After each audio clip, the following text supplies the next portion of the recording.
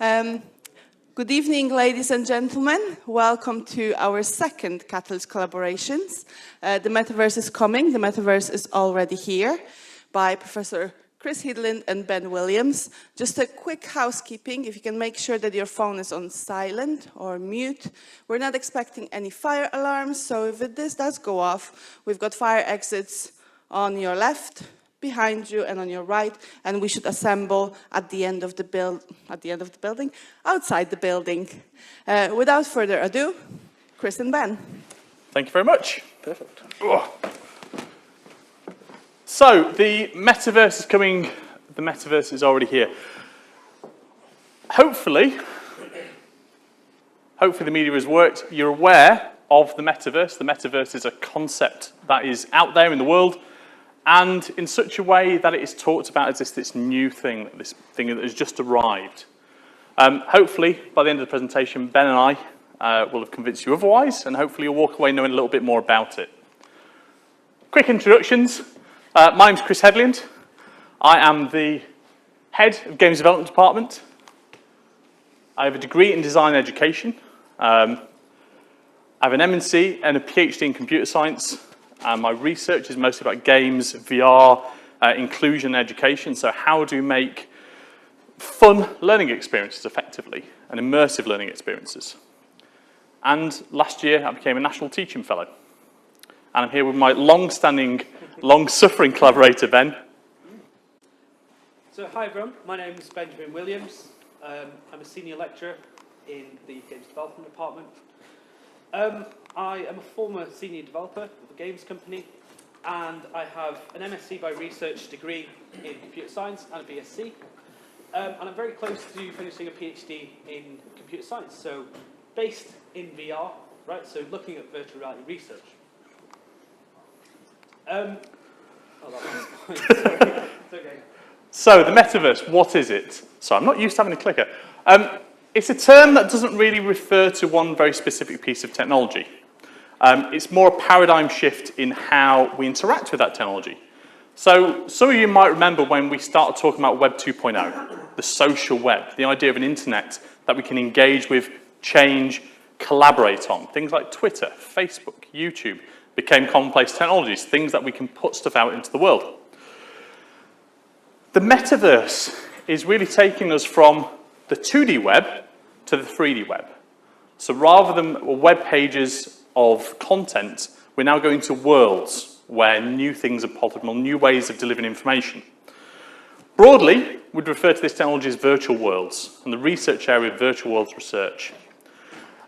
It's a space where people can exist virtually, and I'll give you some examples of this in a second.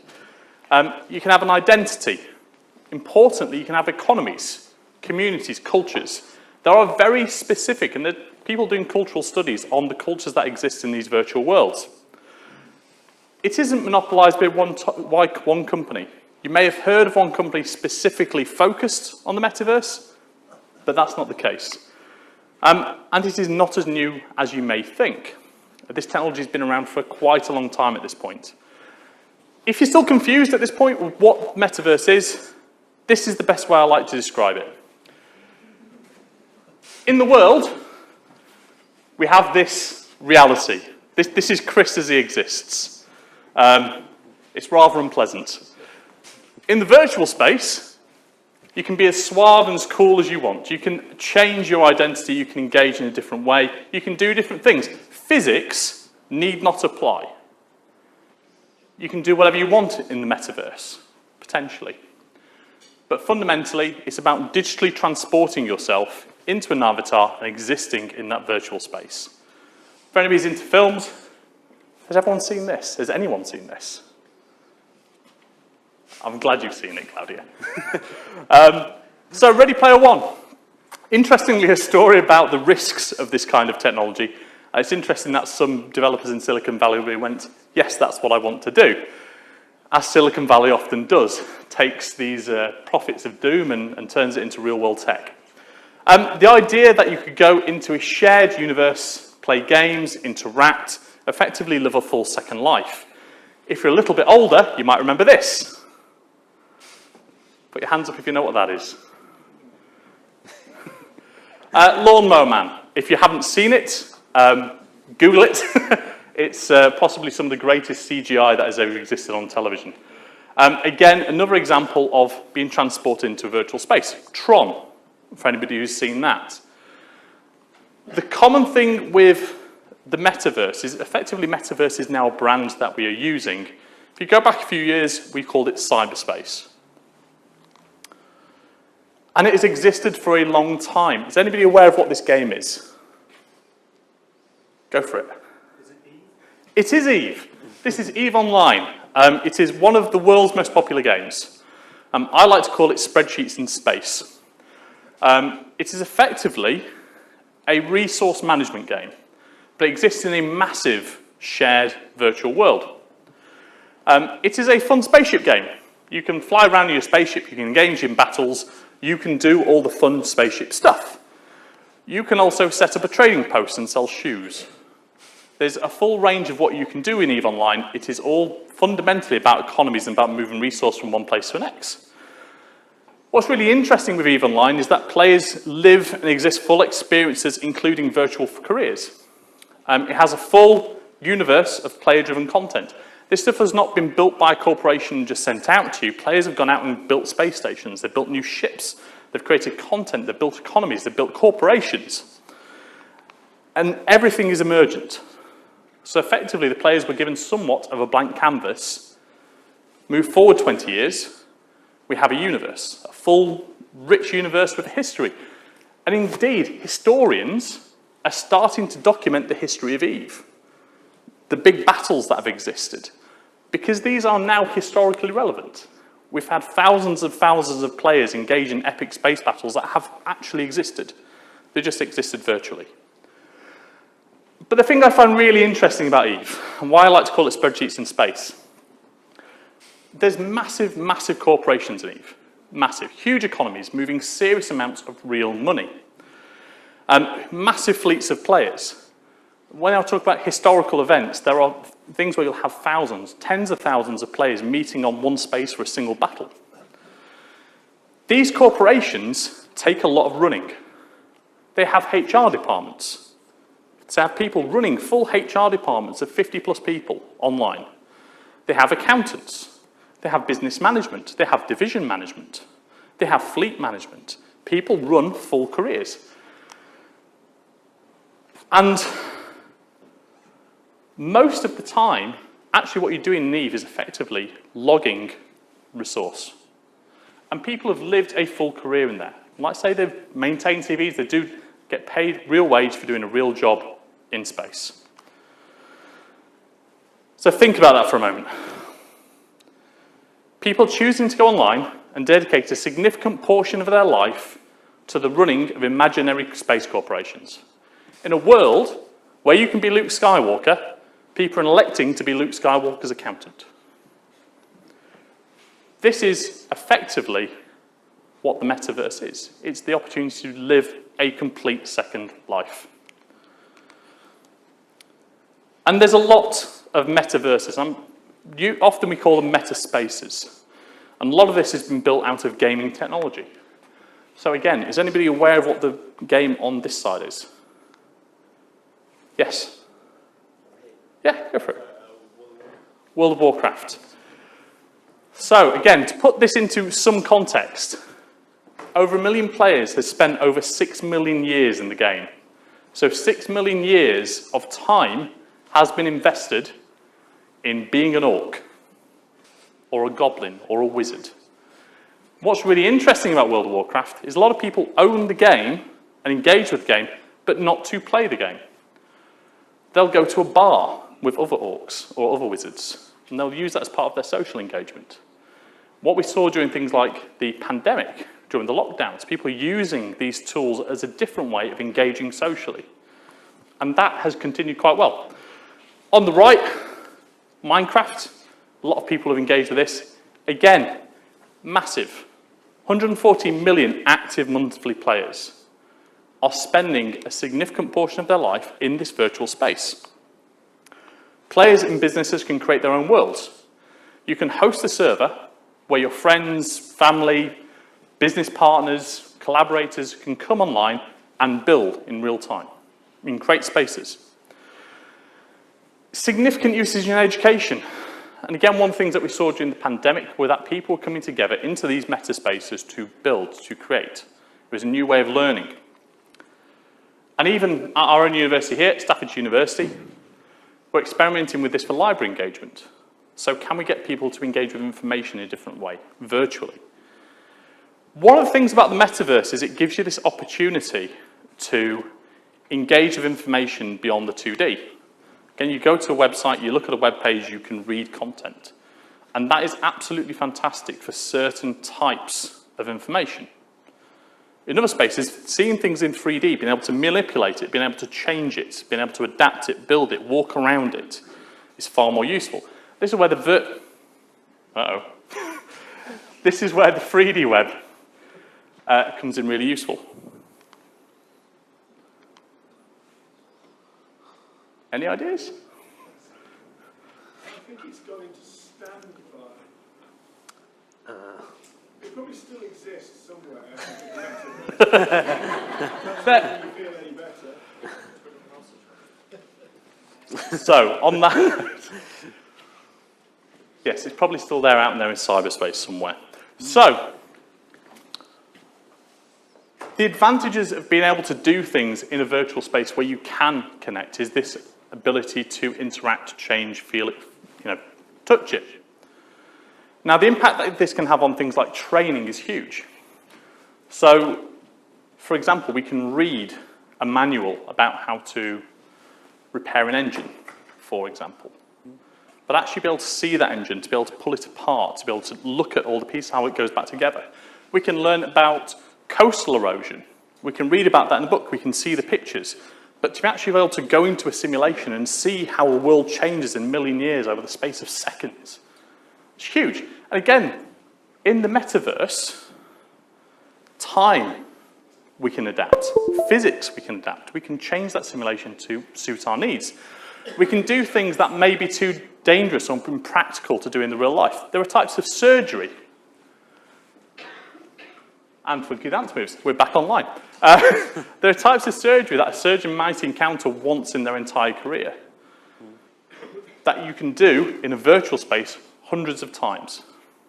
And this is what these 3D engagements, these 3D worlds give us the opportunity to do.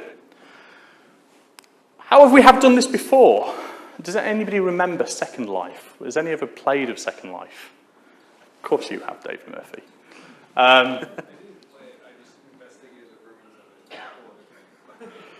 There's more to be said about that later. So, Second Life.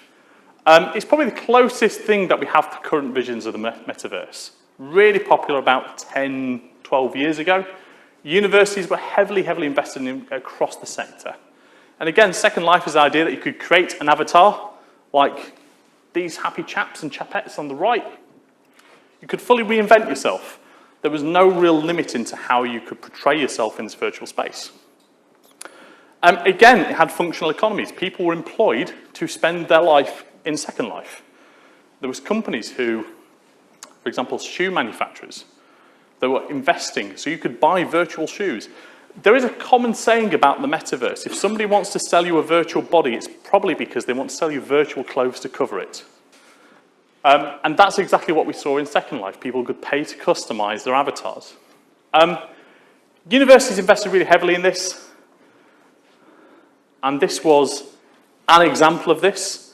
I always say, and I think, and just check the age of the audience, I always think this looks like the set of a 70s adult film. It's something about the leopard shrink sofas that really does it for me.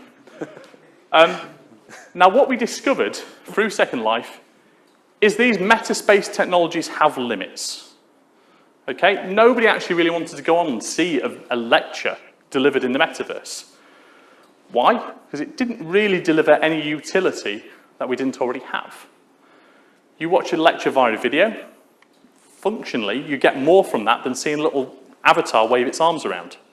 You see the gestures, you see the look of joy in somebody's eyes as they look at a fine leopard print sofa. You don't necessarily pick that up from metaverse, from these virtual worlds. People didn't engage with this in the same way. And over time, Second Life largely, probably it's not died, it's still there, but it's for very specific interest groups, and I'm being very careful with my terminology there. If you want to know more about that, Google it, find out for yourselves. But there's a lot of people still using Second Life for certain applications, and actually certain academic conferences still use it as a space to meet outside the spaces. Something that we invested a lot in Second Life was things like networking. We occasionally try to do things like experiments. And I mentioned before, a virtual world can provide a safe space where we can explore, where we can experiment, we can do things without risk.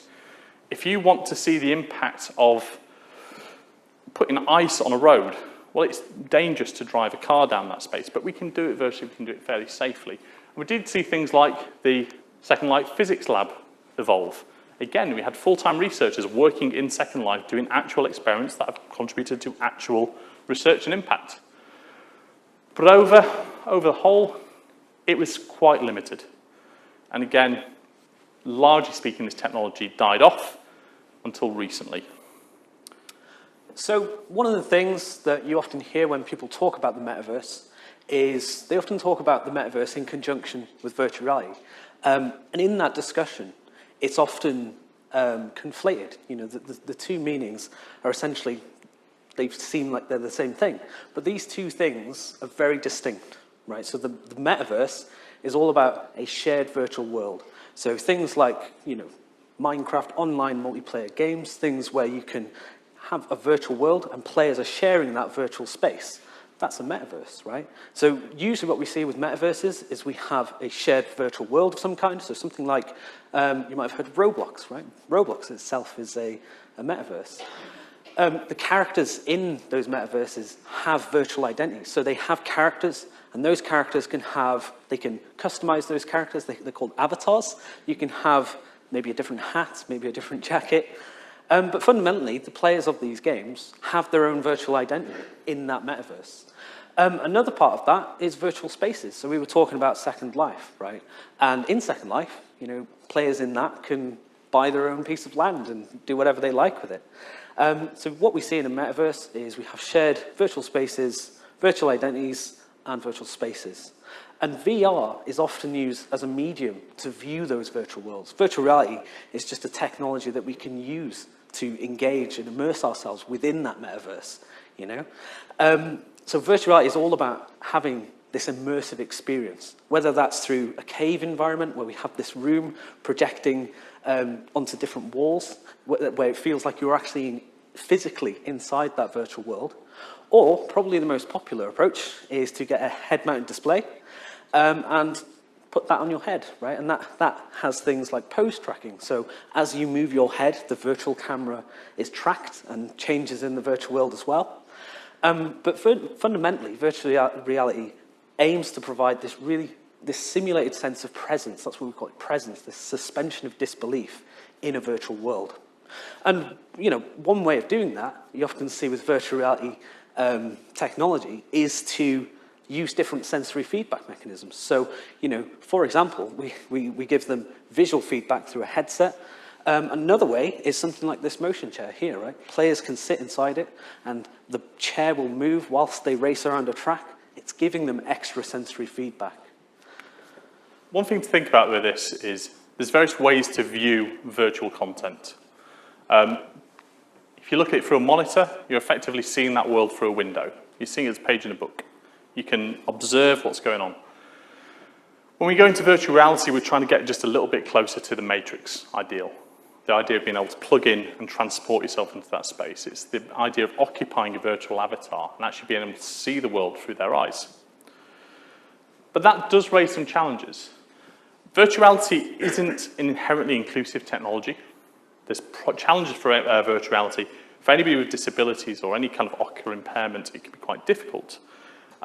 Very few people can stomach long periods of time in VR.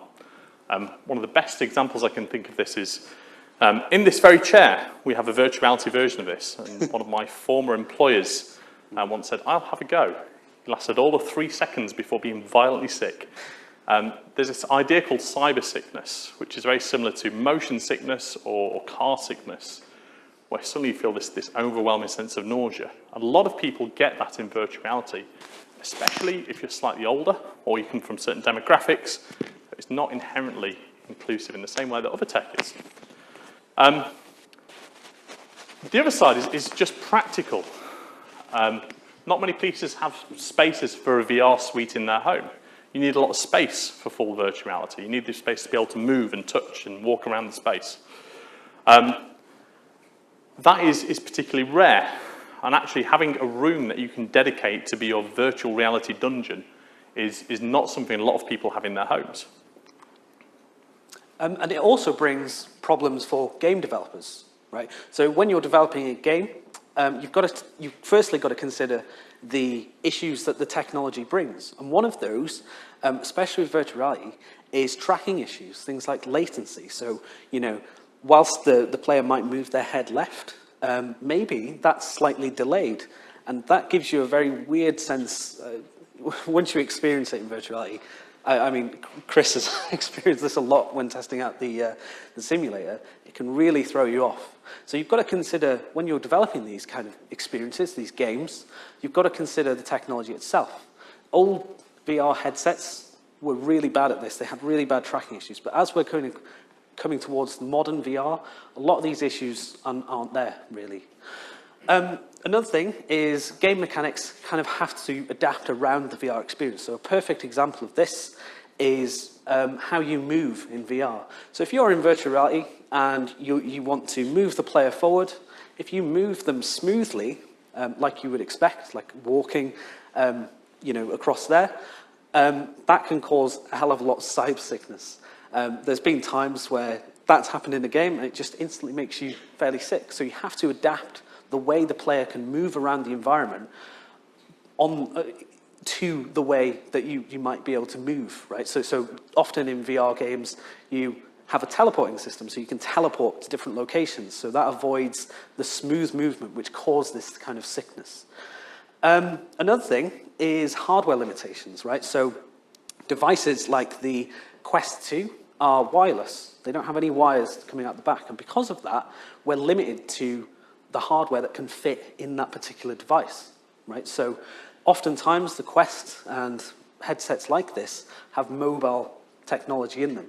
Whereas something like this headset on the screen, HTC Vive, will have, they call it like an umbilical cord. It comes out the back, it goes into the PC, and the PC can do all of that computation. It's a lot more powerful than something like the Quest. So you have to build games around these specific limitations. So there's two challenges. So when we talk about virtual reality and the metaverse, virtual reality is a way that we can potentially see the meta space, but it is not the space itself. And if we want to use virtual reality to see that space, we then need to consider the limitations of VR. But VR has a lot of benefits. You can reach out and touch, you can use haptics, you can engage with the space in a slightly different way. And that's been capitalized on by this fella here, Mark Zuckerberg. Not a lot of clapping there, I see. So Mark Zuckerberg created Facebook, or the Facebook, as it was known at the time, and recently rebranded to Meta, with the idea of capitalizing and particularly investing in meta spaces. Their platform is called Horizon. And again, this was a particularly clever piece of branding in so much as, again, if you want somebody to think of your company when they mention the metaverse, why not name your company Meta? I think the intention of Horizon is, again, to provide these virtual collaboration spaces. I argue that nobody in the world wants to go to a virtual reality meeting. Maybe somebody does, certainly Mark Zuckerberg does, but it has a very specific utility. There's questions, what does this give us that a video call doesn't? Or there are things that we can do there. We can move things around a table. We can show stuff. But it's a very, very different level of engagement. But there's been some really interesting movements in this area. Technology's been developed all the time, and there is a lot of investment in this space. But the thing that puts me off is the creepy disembodied torsos that float around the world. Yep, nope. The other one I want to mention is the sandbox. Right, okay. Who knows who this is? Who said that? Yeah. I mean, I did mention his name on the slide, but well done anyway. So, Sandbox is another one of the major meta spaces. It's a community-focused meta space. And the reason I think it's a really interesting one to compare to Horizon is it's effectively community-run as well. It's built on this thing called the Ethereum blockchain. I'm not going to go into blockchain technology much. But effectively, if you buy land, so you buy a plot of land in Sandbox, or you own sand, which is, I suppose the best way to call it is in-grain currency, you are given a say in the running of the organisation that governs the future of Sandbox. So you are actually given some voting rights. So much in the same way that if you live in the space, you can vote for your representation, you can engage in policy decision-making by being a citizen, you do in Sandbox. The thing I find interesting, though, is the more money you own, the more voting you get. So it's more like kind of 13th century knighted gentry. But it's interesting. Where I think this is really interesting is this chap here, Mr. Snoop Doggy Dogg, as he was once known. Heavily invested in the Sandbox platform and created a space in there called the Snoopverse. Now, a plot neighbouring Snoop Dogg's Snoopverse recently sold for $500,000. So for the chance to be Snoop Dogg's virtual neighbour, somebody spent $500,000 on that. And the reason this exists, his most recent music video was filmed entirely in Sandbox. So people are really fully investing in this space. But inclusion continues to be a specific challenge. One thing that we always stress to ourselves is, do all users have powerful enough computers to be in a synchronous virtual space? There's a lot happening, there's a lot of graphics rendering, there's a lot of stuff happening in that virtual space. We're only relatively recently in the position where the vast majority of the population has a computer. And still there's a fairly big swath that doesn't. Thought I'd gone off again for a second. We also assume that all users have connections that support high-speed internet. Now, when I was doing my PhD, I lived in a house that the internet was described as having one up and one down. It could only load Netflix if you left it to preload for about half an hour. Now, the internet in that particular village has not improved in the 6 years since I've left there. We're quite a long way from the national and indeed international infrastructure that would support significant engagement in metaspaces. Certainly, they're not a replacement for physical spaces. And that's in the UK. Other countries, we have a much more of a problem, specifically in rural communities. Now, where this is going, so a little bit about the future, so what's coming into the metaverse. At the moment, we can see it. We can engage with one very specific sense, our eyes. We can have visual awareness. But we don't work purely through visual awareness. And when I'm earlier talking about the idea of cyber sickness, a lot of that is because your eyes are seeing something, but your body is feeling something else. You're aware of a different kind of motion. And again, if you think about being in a car and reading a book, your eyes are seeing no movement, but your body is feeling quite a lot of it. And then quite a lot of people feel poorly over that. And actually, our bodies are constantly full of sensors. I think in school we learn about 5 sensors. There's an awful lot more than that.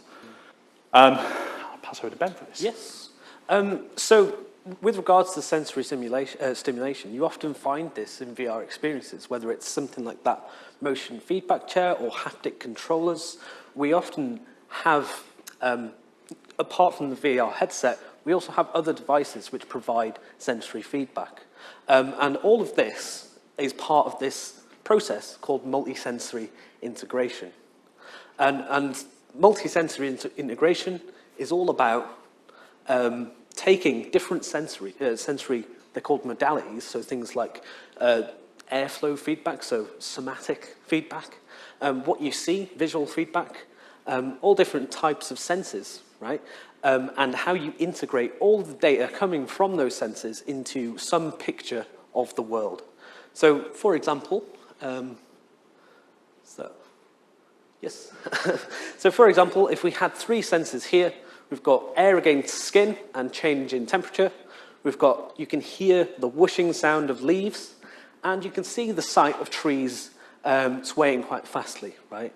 So all of that information, if you took all of that information into account, your brain might say, okay, that's a windy day, right? You can see that the trees are swaying, you can feel the air against your skin, and you can hear the whooshing, right? All of this in your head. Technical term, whooshing. Whooshing. It is a technical term. So one of the things to note about this process, this multi-sensory integration, is that more modalities, so more different types of sensors, give you more clarity. So if you just had one of these, so if you just had air against your skin, you didn't hear the whooshing sound, you didn't see the trees swaying, well, this could be anything. It could be a windy day, it could be a fan blowing, or you could be falling through the air. If you've just got one of those modalities and data coming from that, then that could be anything. The more modalities we have, the more type of feedback we have, the clearer the picture becomes. And these sensory relationships, the relationship between these different sensory systems, are very important to perception. So if you imagine this scenario where you've got no sensation of movement at all, you've got delayed audio feedback, so you're hearing something 1 second ahead, and you're moving through, you can see that you're moving through the sky very fast, right? The technical term for this is optical flow. Well, if you took all that information into account, your brain would be very confused. And that's an issue, right? The reason we're talking about this is virtual reality opens you to these strange sensory relationships that you wouldn't typically see in everyday life. So, you know, your head, what you see can be very different to what you actually feel. You might feel like you're standing, but you might see that you're moving at 200 miles an hour. What does your brain do with that information? It goes, I don't know what's going on, so I'm just going to become sick. A few years ago, a company was trying to sell me a piece of kit for doing multi-sensory information. So this is specifically a touch sensor. So you could effectively feel a small tingle in your hand. And they sent over the sales rep to talk me into trying to buy this piece of technology. And I made the mistake of saying, so what? What does it do? What? If I can see it, what does it matter? And this guy came up very, very close to me and said, sir, if I was to kiss you, you wouldn't just feel my lips on your cheek. You'd feel the moistness of my mouth. You'd smell the aroma of my fragrance. You'd feel the beat of my heart. Beyond feeling very uncomfortable, I've kind of got his point. And again, if you think about anything that we encounter on a day-to-day basis, we're not just fed one piece of information. And again, our brains are actually really good at stitching together disparate information as well. If we take away one of those sensors, or we only give somebody part of the information, 9 times out of 10, your brain will say, okay, I know enough to put this together. And some examples of sensory feedback devices that you typically see with VR are things like, well, firstly, VR headsets. These often give you visual feedback and audio feedback. They normally have speakers built in. We've got haptic gloves. So there's been quite a lot of development on haptic gloves, and they've been around for quite a while now. So very early prototypes in the late 80s, early 90s. Nowadays, for example, this one here is from a company called Haptex, right? And they do really interesting haptic gloves. So in virtual reality, you can feel like you're actually picking up an object because it will give you some tactile resistance. And that's really interesting, right? Some people are using these in their virtual reality experiences. Now, we actually have academics at Staffordshire University who are working in this space now.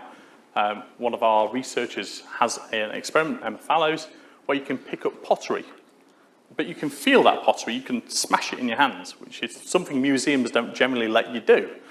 And again, it's a very different sensation. Not only can I see stuff, but I can reach out and I can touch it. There are other ones as well. So motion simulators are, again, to go on from what we were talking about with Staffordshire University's research. Some of the research we're doing here right now involves this motion chair. So that's some of the things we're looking at. We're looking at how changing different types of motion might affect the way people play games? So does it have an impact? And there are other devices, right? So not just motion simulators that give you vestibular feedback, but also directional fans. So a good example here, this is the Mind Ride VR experience.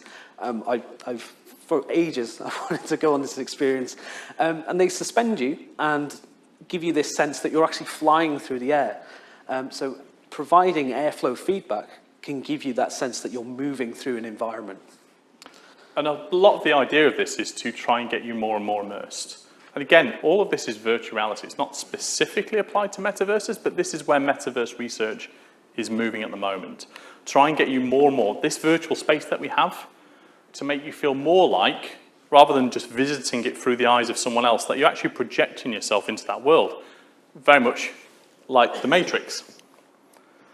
And one very experimental devices that we've seen are these scent masks, right? So we have, I think it's 6 or 7 different chemicals in a scent mask, and changing those different, the strength of each one, blowing air through them, can provide you some example of what the virtual environment might smell like. And I've been wanting for a while to get my hands on something like this. So yeah. The other one is haptic devices, so things like VR controllers. These typically come with virtual reality sets, right? And these can vibrate and give you tactile feedback. So as you pick up an object, it might rumble and vibrate. A good way of thinking of haptic feedback, and most people have a haptic device in their pocket. So your phone provides you haptic information. So you get a text message and it vibrates. Most touchscreen phones now, as you press a key, will set a slight haptic pulse to make it feel like you pressed the button. Obviously, there's no button there, it's just simulating that sensation. But that gives you more information. Not only do you see that you're pressing a space, you get this haptic confirmation that I've actually done it. In the same way that pressing a key gives you that haptic feeling through your finger.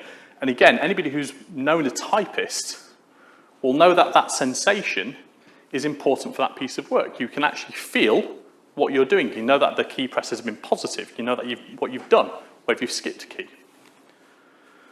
And another thing that's important when we're talking about sensory input, sensory information, is this idea of sensory congruency, which is just the harmony between senses. And this kind of goes back to what we were talking about, cyber sickness. When your eyes see something completely different to what your body feels, well, that relationship between your eyes and your vestibular system it's not in harmony at all, right?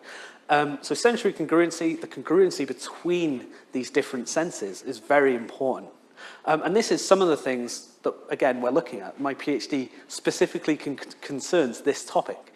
So something that's congruent is in harmony, something that's incongruent is not in harmony. And it plays a massive, huge role in immersion. So if your senses are congruent and you see what you feel and and the audio matches what you're feeling in that virtual world, then your immersion, it's been shown, is very, very high compared to something which isn't. So we're looking at how you can play around with congruency. So is it positively correlated? Is it negatively correlated? What happens when we change that relationship? Do people enjoy experiences more? Do they enjoy games? Does it make them more sick? Can we shore up those differences with something like this motion simulator? That's just some of the things that we're really looking at here. And for everybody who wants to have a go, by the time we finish the talk, if you want to have a go on the driving simulator, want to feel that motion, by all means form an orderly queue. Now, a lot of this is coming to Metaverse. A lot of this is on the way. This is current research. This is research that we are driving forward at Staffordshire University. Both the feeling of sensation, but also the use of metaspaces. So we have very recently started building our own Staffverse, our virtual reality campus. So this is a metaspace where through VR, you can actually visit. You can also go via monitor, via other tools. And you occupy an avatar and you walk around the environment, which has been reimagined to be our campus on Mars for reasons that only a PR team will be able to tell you. If you've been around the Staff's campus, this is our beacon building. This is where the absolutely fantastic burrito bar is, if you've ever been there. This, for anybody who recognises, this is the Flaxman building, Mellor, Beacon. film theatre. And for everyone who's come here today, this is our Catalyst for Change, the Catalyst building. I'm wandering around it, lots of little beacon bots, which if you're students, you'll be well aware of Beacon. We're using this as a way of experimenting how meta spaces can be used in education. Now, I mentioned earlier in Second Life, one thing that we are pretty certain of and that we've seen a few times, virtual reality, meta space lectures don't work particularly well. They're not particularly useful way of engaging with people. They don't provide huge amounts of utility beyond other things. But doing experiments, doing virtual tours, doing participatory exercises, induction exercises, learning ways of actually how to be a student, which is a whole new skill set that people engage with. And what was really nice about this is this was fully built by a team of students. So we actually had around 30 students work with us over summer building this space. So again, it's full of student ideas, it's student engaged from the beginning. And we're really looking forward to actually launching this and using it as part of our induction profile next year. And actually, I've just spotted one of the students is actually here today. So, on that note, thank you very much for spending 45 minutes listening to us. Are there any questions?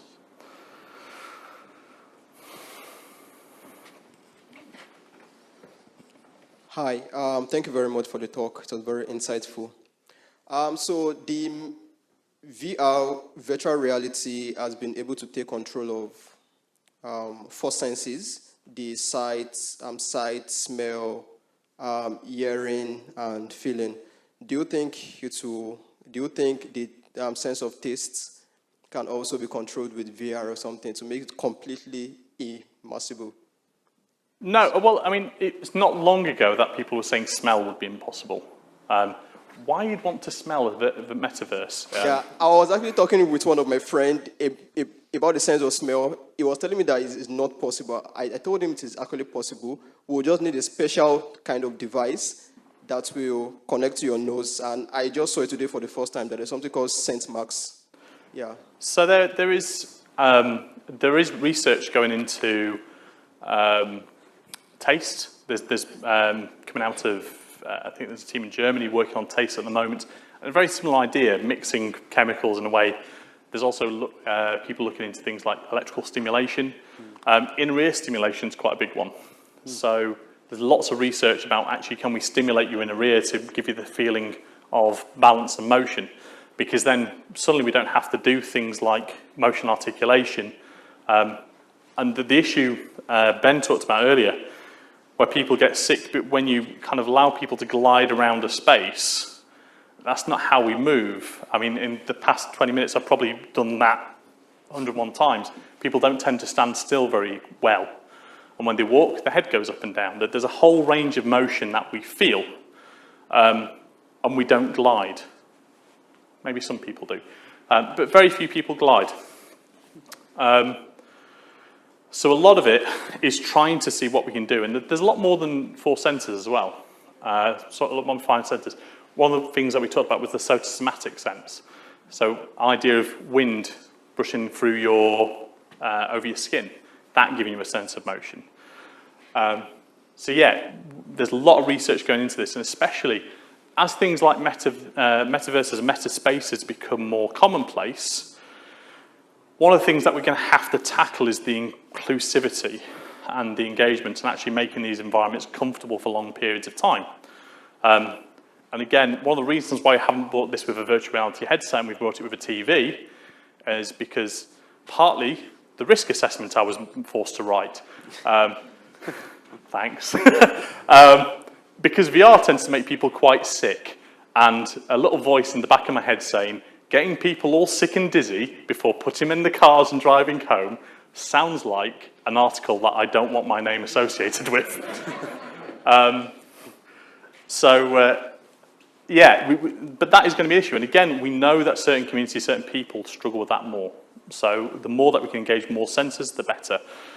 At what point that becomes plugging yourself into the matrix, I don't know.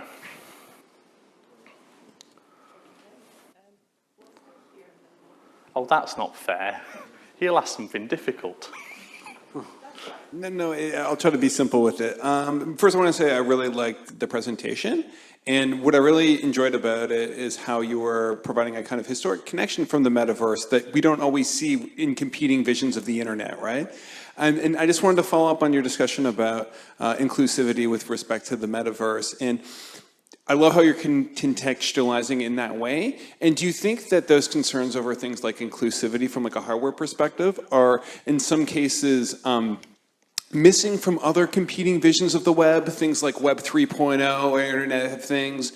And that do you feel like the metaverse as a concept for the future of the web has a benefit in terms of having that kind of historical connection with cyberspace and being more concerned with inclusivity than other competing visions for the future of the web?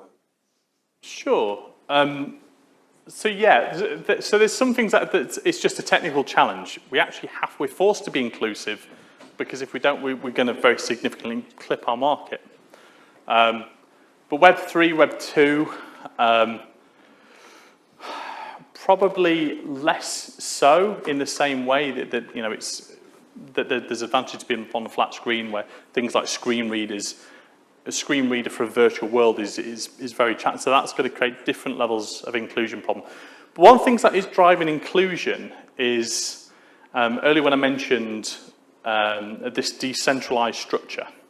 So a lot of the big meta spaces, Sandbox, Decentraland, not Meta, are being driven by votes from their community. Now, the fact that you can effectively buy some of that decision making does create its own inclusion and its own bias of responsibilities, I suppose. But there is a drive there, and I think it's also coming forward in, I suppose, a technological era where that is so much more part of the dialogue, naturally. So, do I think it's more? Yes. Is it getting all right? No. But I think it's certainly moving in a really interesting direction. You got anything? No, I'm all good. Hi, yeah. First of all, thank you for the presentation. I really enjoyed it. I'm quite interested in the metaverse from an events perspective. And I'm quite interested to see whether you believe, going forward, traditional events and stuff could also be explored from a metaverse perspective. So take the World Cup, for example, at the moment. Could we ever see that in a situation where that's explored a lot more dynamically in a metaverse situation? But also, I suppose it might be two questions, but kind of lends into the idea of accessibility and whether this is something we're going to be able to see as technology evolves and as it goes through. Is this something we're likely going to see in most places, in most households, or do you think it's going to kind of tend to stick to more of a niche kind of market perspective? So, it's interesting. There's a fairly classic quote that says, if you chopped off my leg, I couldn't play football, but I can still play FIFA. And that there's a certain point where actual virtuality, the kind of idea of being in a virtual space, opens up opportunities that may not have existed before. And actually, we start to see things like, to stick on the football example, I don't know a lot about football, if I'm completely honest. I still don't understand what the offside rule? Offside. Yeah, it's not my thing. Kevin was telling me about a penalty shoot. I was like, brilliant. I don't know what this is. But football companies are investing heavily into metaverse. There's stadiums being built there. And we are seeing things like, potentially not the World Cup, but we are seeing virtual events being highly, highly popular. One of the best examples I can think of this is this game called Fortnite. Now, Fortnite is one of the most played games in the world. But they've kind of moved into a metaverse space. So they have the game. Fortnite is effectively a third-person shooting combat game. But as part of that, there is a lobby where people get together, they dance, they do various things, and they will have big community events. So they'll have concerts in there that are attended by millions of people. So actually, the metaverse, it's biasing towards events that suit that space. And again, if you're watching a football game, if you attend a stadium, I assume, There's a different level of engagement. The fact that people around you are cheering, the fact that there is a community there involved in that is very different, in a way that possibly wouldn't lend itself to a virtual space at the moment. In the future, maybe. But different kind of events, so esports events are being very, very popular. There's events to watch esports in metaspaces. There are metaverse competitions in things like Sandbox and building competitions in Minecraft that, again, are very popular.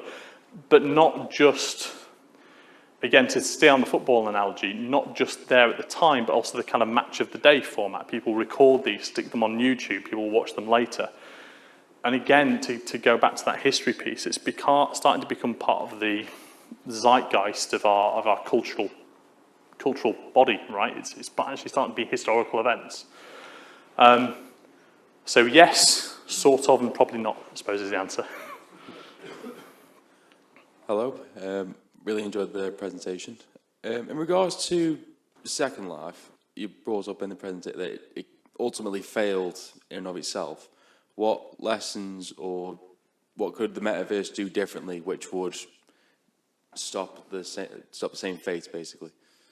So, when people think about virtual reality, for example, VR has been around for a bit.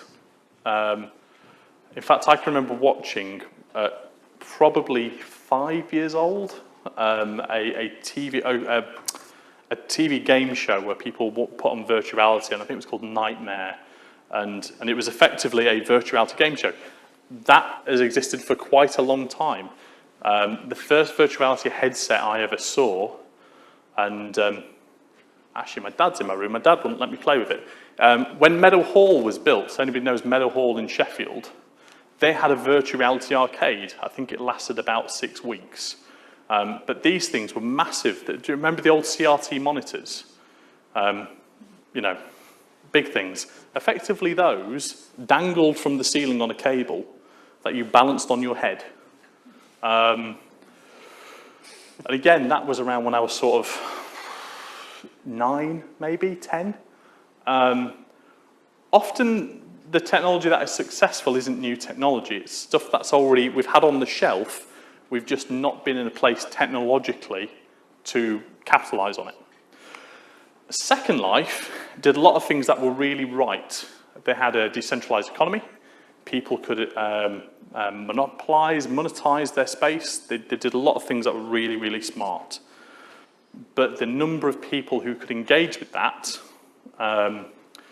the technology that was available at the time, the speed of the internet being a huge piece, made that quite difficult. Now, how much that contributed to the lack of use, or more probably the fact, and again, to go back into virtual reality, Nintendo had a VR headset, but the games were terrible, so nobody played with it, and it died. I think Second Life was probably a long, long way ahead of its time. The technology wasn't quite there, but also our understanding of that space and what works in that space. People trying to do virtual lectures, it just wasn't taken off. And if you do things wrong often enough, people stop coming back. The actual reason why it's gone down, I couldn't tell you. There's a lot of different theories. No, I think you pretty much covered everything I was going to say. Yep.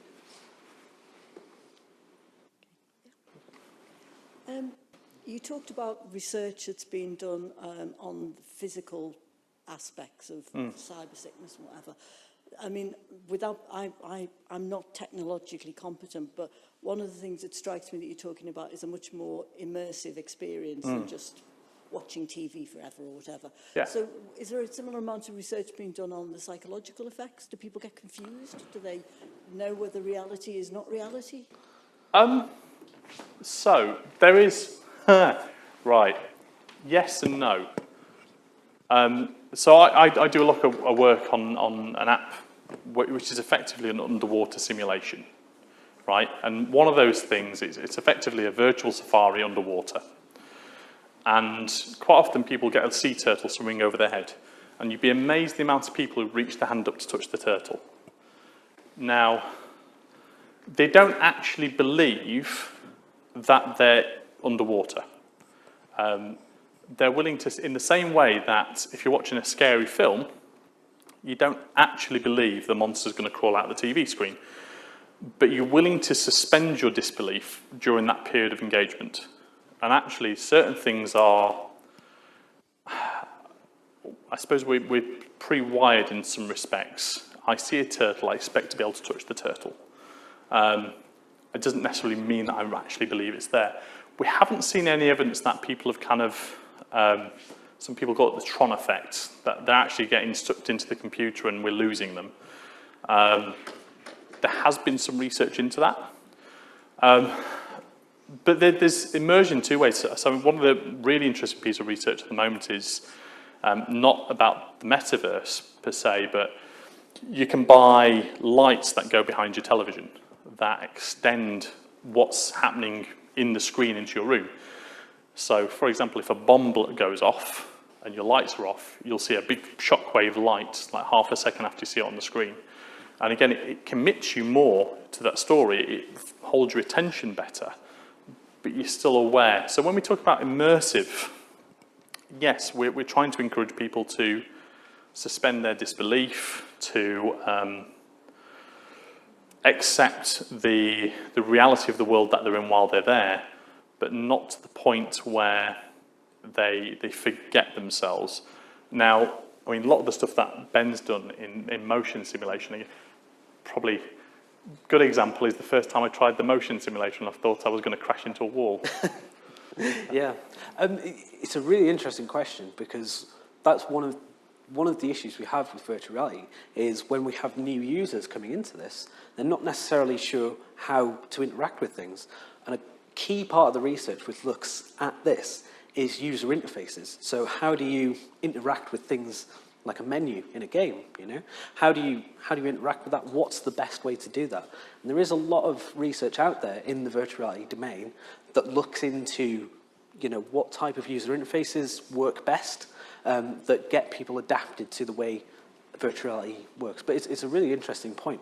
And the quicker we can make them less confused, the better, right? We want VR to be able to be used by anybody. We want it to be simple and easy to use. So there is a fair amount of research into that stuff. Yeah. Actually, a lot of the research is in treatment, so in psychology studies. So, for example, things like PTSD, or the common example of big talk is arachnophobia. So you can put somebody in virtuality and you can put some touch simulators on. So they can see a spider, they can feel it, but they know it's not there. But again, you can almost give that, we sometimes call it air locking. We can kind of give their body a chance to interact. And again, one of the things that we see in VR a lot is when somebody's fully immersed, the things that make them uncomfortable in the real world often make them uncomfortable in VR. So if you kind of go up to somebody, you get right in their personal space, you can see Ben's quite physically uncomfortable there, right? We see that, we get that perceptual volume. Things feel physical, and if something's right, in a video game, when you look in a monitor, that doesn't impact you at all. In VR, it can do. VR metaverses, again, it's not published research, but there's people doing the studies. When you know that other person is controlled by another person, when you actually know that is a human, not an AI, driving this virtual puppet around, it's even more, it can feel even more pressured because you know it's a reality. Does that answer your question? Yeah, it raises loads more, but That's what we hope. Hi. For complete novice, it's been really enlightening. Thank you very much. Much of what you've been saying today sort of seems to be explaining the sort of here and now, where we are, what is coming up in the near future. I'm just interested to know what you think. If you're going to wind the clock forward 20 years, where will we be? What is the massive potential of this in, say, 20 years' time? So, I'll give a couple, and I'll pass over to Ben. Probably what I would imagine is very similar to what we saw social media, right? So when social media came about, it became very much a toy for individuals. It was a place for people to put their thoughts onto the internet, microblogging, things like that. Over time, that different communication channel was adopted by more broad corporations. I imagine in 20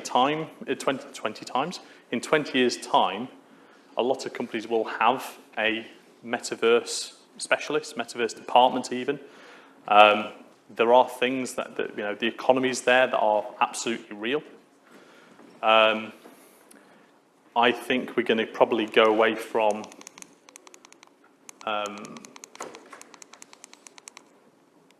this kind of look, this kind of blocky sort of engagement. I think we'll probably end up with things that are a little bit more immersive.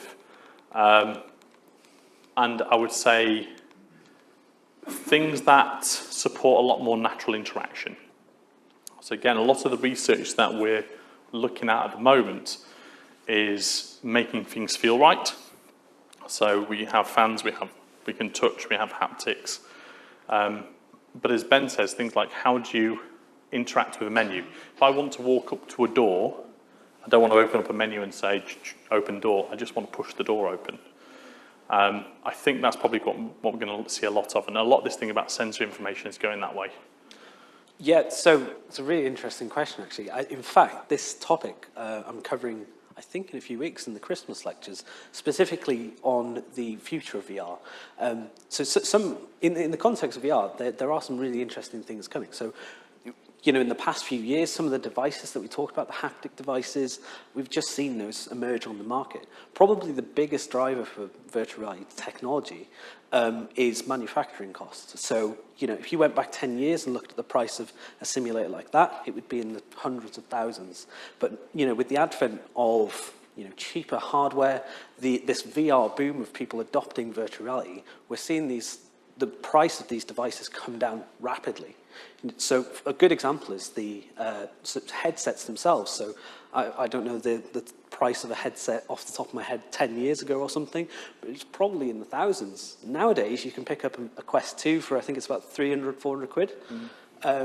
So the fact that these technologies are becoming much more accessible to consumers is driving this huge VR boom. In fact, the VR market, I think, has been... I remember citing this in a paper. I was like, Jesus, that's crazy.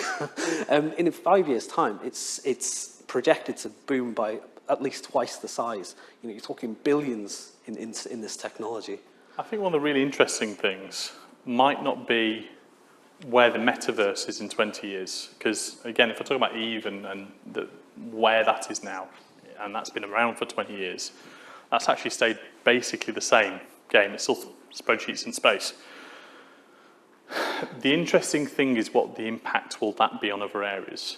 So we have things like Bitcoin and artificial intelligence, and a lot of the computation that we are able to do on computers now is driven by the games industry. So games industry needs faster graphics cards, so we have faster graphics cards, so people use them for other things. What will the metaverse do? Well, if there's enough uptake, then people are going to be looking for a lot more bandwidth. I think I mentioned earlier about national infrastructure of internet and actually high-speed internet. I think that's probably going to be the next thing. There's going to be more and more stuff that pulls on your internet connection. We're already getting to the point now where terrestrial television is almost becoming a thing of the past, and people are watching on demand a lot more, and we're seeing that shift. Now, what's happening with TV? We're always seeing that higher demand on things like fibre optic broadband and things like that. If we have things like Metaverse, and actually there will be careers, there are already careers in the Metaverse, people are going to need the ability to access that. And there'll probably be a lot more people working from home. And what that will even mean is a grand shift to technology centres, or regionally, we'll have to see a lot more investment in local internet backbone. Thank you. We have time for one more question. Hi. Really enjoyed the presentation. Thank you very much. Just wanted to follow up with regard to the question about the psychology of virtual worlds and virtual reality in terms of the positive benefits that have been recorded in terms of things like pain management and in terms of PTSD recovery, etc. But my question was principally to do with reconciling education and virtual worlds and education and virtual reality. My background is very much within originally teaching, and what's happened is I've gradually moved on into e-learning and working within healthcare education. The question I wanted to ask was, what do you perceive to be the main challenges for educators in terms of making certain these virtual worlds and these virtual reality experiences are not a distraction from the learning that you want them to make? Sure. So I'm sure Ben's got probably lots of on this as well, but there is an issue, right? It all comes down to utility. So if we're talking about, I mentioned the example earlier, a friend of mine is a surgeon and had to perform relatively recently a once-in-a-lifetime surgery. And that's how it was described. It's, I've done it now, I'm probably never going to have to do that particular surgery ever again. So how do you get good at it? And the last thing you want your surgeon to tell you before they're about to cut into is, it's my first time, wish me luck, right? Now, there's an absolute utility there, and there's things that we can do, and actually some of my background, my early mentors when I first came back into academia were interested in medical simulation, medical visualization. Huge utility, because there are genuinely once-in-a-lifetime surgery, once-in-a-lifetime procedures that that person will never do again. Doing a virtual reality lecture, again, let's compare that to, say, you know, we do things online now, we do them quite well, we've had to. If I watch a video of somebody delivering a lecture, I see them gesticulate, I understand they can point stuff, they can show slides, it's all very useful. And actually they lose the interaction and the back and forth in the same way, but the actual information delivery is quite close and it's quite good. You go to a virtual space and it stops becoming, there's no real added utility unless you are making the most of that thing. So talking about the science of city planning, while in real time building a city in Minecraft or something like that, that's really useful. People can understand that it adds something that I cannot do in this physical space. Again, I mentioned the geography example earlier. Used to spend a lot of my time on a boat and actually understanding the way that water cuts through land. That you always have the deeper end on the outside of a bend, so things like that. It's things that you learn and things that you see, but I imagine most people hear that in a geography class and it goes in one ear and out the other, and that's the last they'll ever. If you're driving a boat, you need to know where the water is, right?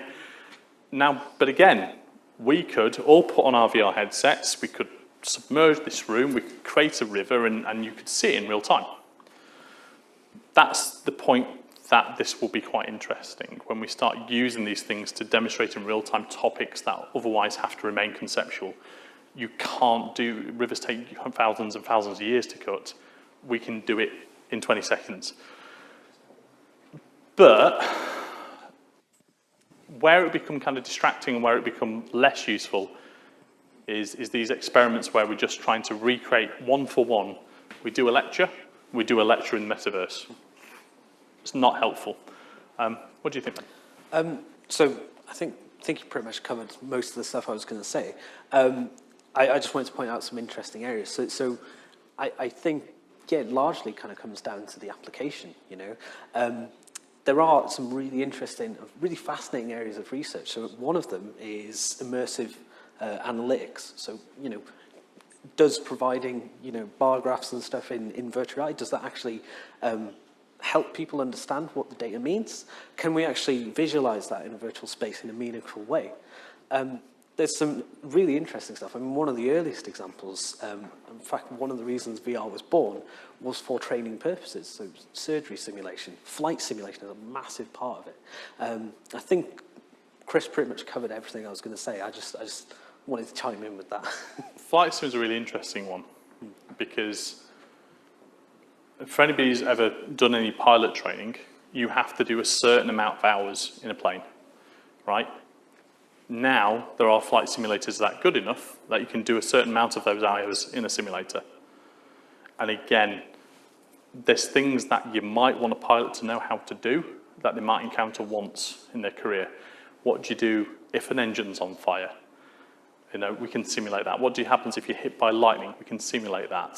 Freak weather conditions, lack of fuel.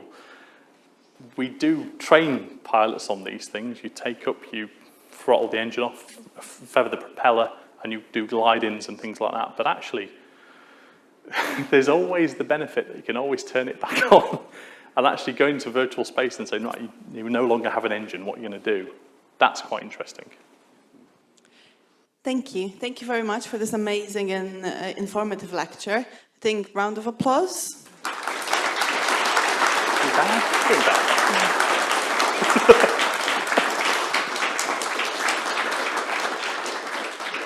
Thank you very much for coming. Have a safe journey home. And just to let you know, the Catalyst Collaboration Series will be back in March. So do look out for more information. Merry Christmas and Happy New Year.